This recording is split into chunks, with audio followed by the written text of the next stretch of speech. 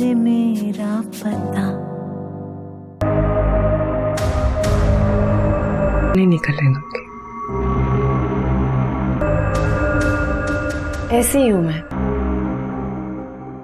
फांसी की सजा दिलवाऊंगी। लास्ट राइट, जब किसी से मोहब्बत करती हूँ ना कि तुम्हारी याद से, तो उसकी हर चीज पे अपना हक समझती हूँ।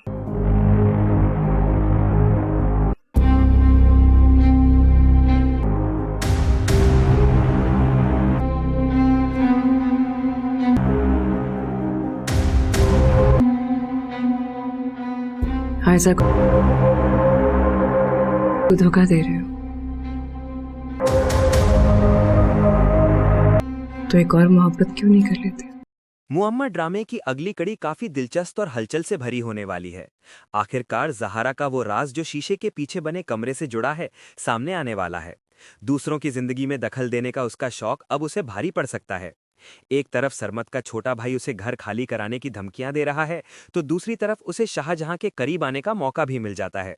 शाहजहां अपनी तबीयत की वजह से ज़हारा के लाए हुए खाने को हाथ तक नहीं लगाता और अपनी पत्नी आयशा का बनाया हुआ खाना गर्म करके खाता है। इसी दौरान उसकी तबीयत बिगड़ जाती है।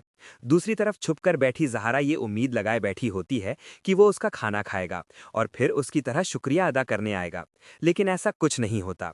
हालत बिगड़ती देख वो तुरंत डॉक्टर को बुला लेती है। डॉक्टर जांच के बाद ज़हारा को हिदायत देता है कि वो उसके पास रहे और ठंडे पानी की पट्टियों से बुखार कम करने की कोशिश करे। बुखार की हालत में शाहजहां को होश नहीं रहता और वो पूरी रात अपनी पत्नी आयशा को पुकारता रहता है। वहीं ज़हारा उसकी देखभाल करती है और इसे अपने करीब आने का एक मौका समझती है। उसे लगता है कि उसकी इस सेवा के बाद शाहजहां के दिल में उसके लिए कोई नरमी पैदा होगी और शायद उसकी पत्नी के लिए उसका लगाव कम हो जाए।